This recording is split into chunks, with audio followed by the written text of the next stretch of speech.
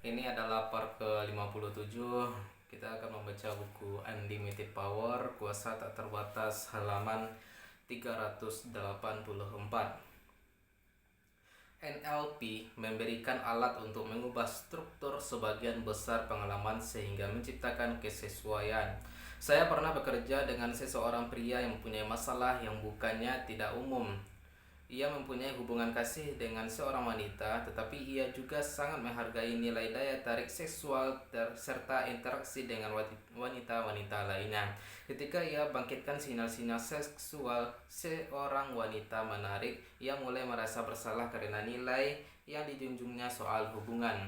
Ketika berjumpa dengan seorang wanita menarik, sintaknya untuk daya tarik itu begini cara kerjanya. Ia lihat wanita seperti itu, visual, dan mengatakan sesuatu kepada dirinya sendiri. Cantik sekali wanita ini, dan ia menginginkan aku. Ini akan menuntun kepada perasaan atau hasrat untuk menindaklanjutinya, kinestetik. Dan terkadang hasrat itu menjadi realita dan ia pun mengambil tindakan. Kinestetik eksternal. Tetapi baik hasrat maupun petualangan asmara yang terjadi itu menimbulkan konflik luar biasa dengan hubungannya akan hubungan satu dengan satu yang sangat kuat, yang merupakan hasrat mendalam baginya. Saya ajari dia menambahkan bagian baru kepada strateginya yang sebelumnya adalah visual eksternal, auditory, kinestetik eksternal. Saya atur agar begitu ia melihat seseorang wanita visual dan berkata kepada dirinya sendiri, cantik sekali wanita ini, dan ia menginginkan aku, auditory. Saya tambahkan lagi ungkapan auditory internal begini, dan aku sayang kepada wanita yang bersamaku.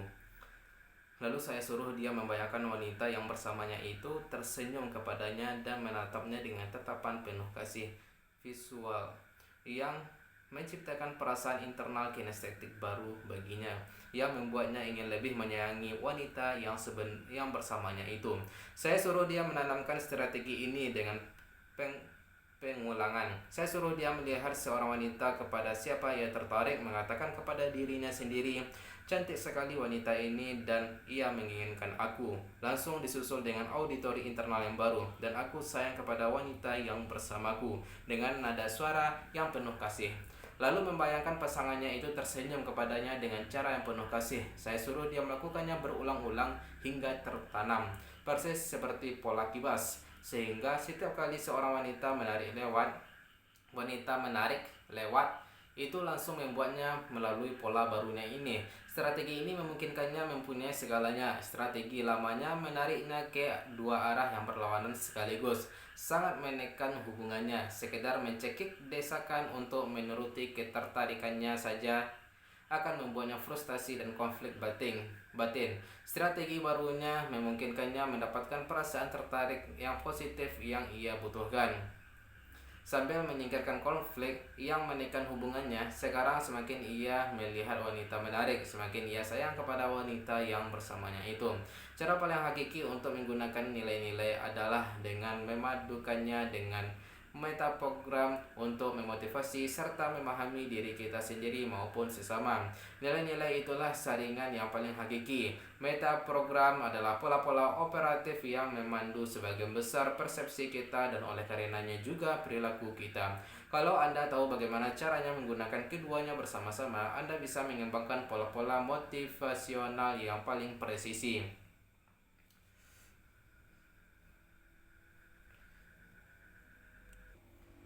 Kita lanjut. Saya pernah bekerja dengan seorang pemuda yang demikian tidak bertanggung jawabnya sehingga membuat orang tuanya gila. Masalahnya adalah bahwa ia sepenuhnya hidup dalam saat ini, dalam mempertimbangkan konsekuensinya sama sekali. Kalau ada hal-hal yang membuatnya harus tidak pulang, ia bukannya berniat tidak bertanggung jawab, tetapi ia tanggapi hal-hal yang langsung di depan matanya, hal-hal yang ia dekati daripada konsekuensi tindakan-tindakannya, hal-hal yang seharusnya ia hindari. Ketika saya berjumpa dengannya dan berbicara, saya pancing metaprogramnya. Ternyata ia cenderung mendekati dan bertindak menurut keperluan. Lalu saya pancing nilai-nilainya. Ternyata 3 nilainya yang terutama adalah ketentraman, kebahagiaan, dan kepercayaan. Itulah 3 hal utama yang ia butuhkan dalam kehidupan ini. Maka saya ciptakan simpati dengan mencocokkan dan menyamakan diri dengannya. Lalu dengan cara yang sepenuhnya sesuai, saya mulai menjelaskan bagaimana perilaku-perilakunya itu justru mengecilkan arti hal-hal yang paling dihargainya. Ia bisa pulang setelah 2 harian tidak pulang tanpa izin atau berkomunikasi dengan orang tuanya yang sangat kecewa. Saya beritahu dia bahwa mereka kehilangan kesabaran dan bahwa perilakunya akan merusak segala ketentraman, kebahagiaan, dan kepercayaan yang selama ini diberikan keluarganya kepadanya. Seandainya ia tidak berubah, ia bisa-bisa berada di tempat di mana tidak ada ketentraman, tidak ada kebahagiaan, dan tidak ada kepercayaan. Mungkin penjara, mungkin sekolah anak nakal. Tetapi kalau ia tidak cukup bertanggung jawab untuk tinggal di rumah, orang tuanya akan mengirimkannya ke tempat lain di mana orang lain yang akan bertanggung jawab baginya. Maka saya beri dia sesuatu untuk dijauhi, sesuatu yang merupakan lawan dari nilai-nilainya. Kebanyakan orang, seandainya pun mereka biasanya cenderung mendekati, akan menghindari kemungkinan kehilangan suatu nilai kunci. Berikutnya, saya beri dia alternatif menarik, sesuatu untuk didekatinya. Saya beri dia tugas-tugas spesifik yang akan menjadi prosedur bukti untuk digunakan orang tuanya untuk menentukan kemampuan mereka untuk terus mendukung nilai-nilai ketentraman, kebahagiaan, dan kepercayaan yang demikian penting baginya. Ia harus sudah pulang setiap malamnya menjelang pukul 10 malam. Ia harus sudah mendapatkan pekerjaan dalam waktu 7 hari. Ia harus melaksanakan tugas-tugasnya di rumah setiap harinya. Saya beritahu dia bahwa kami bisa mengevaluasikan perkembangannya 60 hari lagi, dan seandainya ia pegang kesempatan itu, tingkat kepercayaan orang tuanya akan berkembang. Demikian juga dukungan mereka terhadap kebahagiaan dan ketentraman pribadinya. Saya jelaskan kepadanya bahwa semuanya itu perlu, hal-hal yang perlu didekatinya sekarang. Seandainya ia langgar kesempatannya satu kali, itu akan dipandang sebagai pengalaman belajar. Seandainya ia langgar kesempatannya 2 kali, ia akan diberikan peringatan. Seandainya ia langgar kesepakatannya 3 kali, habislah dia. Yang saya lakukan adalah memberinya hal-hal untuk didekatinya segera, untuk memelihara dan meningkatkan kesenangannya terhadap hal-hal yang paling ia hargai. Dulu ia hanya tidak mempunyai hal-hal untuk didekatinya yang mendukung hubungannya dengan orang tuanya. Juga saya jelaskan bahwa perubahan-perubahan tersebut mutlak perlu, dan saya beri dia prosedur bukti yang sangat spesifik untuk diikuti. Ketika terakhir kalinya saya dengar tentangnya, ia masih berperilaku sebagai anak teladan.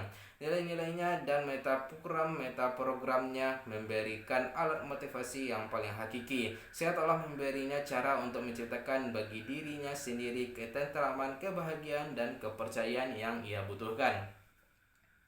Dia yang tahu banyak tentang sesama mungkin terpelajar, tetapi dia memahami dirinya sendiri lebih intelijen. Dia yang mengandalkan sesamanya mungkin berkuasa, tetapi dia telah menguasai dirinya sendiri, itu lebih perkasa. Lautu Tao Te King. Rasanya bisa Anda lihat betapa meledaknya nilai-nilai itu dan betapa berharganya nilai-nilai itu sebagai alat perubahan. Dulu, nilai-nilai Anda beroperasi hampir sepenuhnya pada tingkatan bawah sadar. Sekarang Anda mampu memahami sekaligus memanipulasinya demi perubahan yang positif. Ada saatnya ketika kita tidak tahu apa itu atom itu, sehingga kita tidak mampu memanfaatkan kuasanya yang dahsyat. Mempelajari soal nilai-nilai juga berefek sama terhadap kita. Dengan menyadarinya, kita bisa menghasilkan hasil-hasil yang tidak pernah bisa kita hasilkan sebelumnya. Kita bisa bermain dengan tombol-tombol yang sebelumnya tidak kita sadari keberadaannya. Ingatlah, nilai-nilai adalah sistem kepercayaan yang mempunyai efek global. Jadi dengan mengubah nilai-nilai, entah itu menghilangkan konflik atau meningkatkan kuasa nilai-nilai yang memberdayakan, kita bisa mengadakan perubahan-perubahan dalam keseluruhan hidup kita. Bukannya merasa tidak enak soal konflik, nilai-nilai yang mana sempat kita pahami dulunya, sekarang kita bisa memahami apa yang terjadi di dalam diri kita, atau di antara kita dengan sesama kita dan mulai menghasilkan hasil-hasil baru. Kita lakukan ini dengan banyak cara. Kita bisa mengubah cara pandang kita terhadap pengalaman tersebut sehingga paling efektif. Kita bisa mengubah prosedur bukti kita dengan memanipulasikan sub-sub caranya seperti yang telah kita lakukan dalam buku ini. Ketika nilai-nilai konflik sesungguhnya seringkali adalah antara prosedur bukti yang banyak itu. Kita bisa meredupkan gambarnya dan mengecilkan suaranya dengan cara yang sedemikian rupa sehingga konfliknya tidak terasa. Dalam kasus tertentu, kita bahkan bisa mengubah nilai-nilai itu sendiri. Kalau Anda mempunyai nilai yang Anda mau lebih tinggi dalam hierarkinya, Anda bisa mengubah sub-sub caranya sehingga lebih mirip dengan nilai-nilai yang di puncak hierarkinya. Kebanyakan adalah jauh lebih mudah dan jauh lebih efektif untuk menangani sub-sub caranya, tetapi rasanya bisa Anda lihat betapa ampuhnya teknik-teknik ini. Dengan cara ini Anda bisa mengubah tingkatan hierarki nilai-nilai itu dengan mengubah cara Anda merepresentasikannya kepada otak Anda sendiri.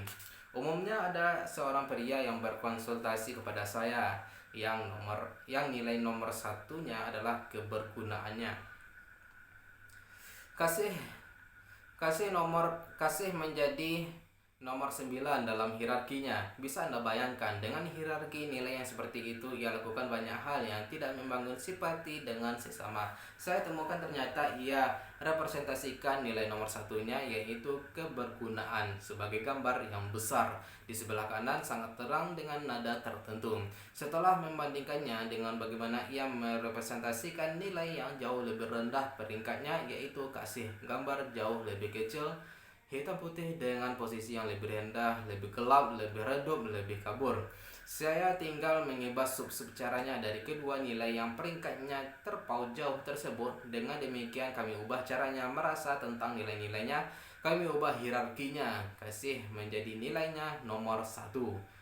Ini secara radikal mengubah caranya mempersepsikan dunia, apa yang terpenting baginya, dan oleh karenanya juga tindakan-tindakan yang ia ciptakan secara konsisten.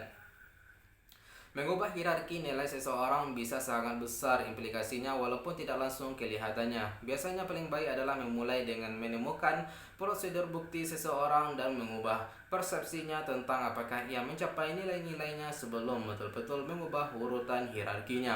Rasanya bisa Anda lihat betapa berharganya ini dalam suatu hubungan pribadi. Umpamakanlah nilai nomor 1 seseorang adalah daya tarik, kedua komunikasi yang jujur, ketiga adalah kreativitas, dan keempat adalah penghormatan. Ada dua pendekatan untuk menciptakan perasaan puas di dalam hubungan yang sama tersebut. Pertama adalah menjadikan penghormatan nilai yang nomor 1 dan menjadikan daya tarik nilai yang nomor 4.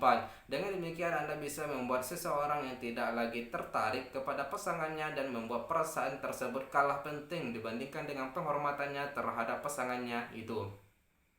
Selama ia merasa ia menghormati pasangannya, ia akan merasa dibutuhkan. Ia merasa kebutuhan tertingginya terpenuhi. Pendekatan yang lebih sederhana dan lebih tidak radikal adalah menentukan prosedur buktinya untuk menganggap seseorang menarik. Apakah yang harus ia lihat, dengar, dan rasakan.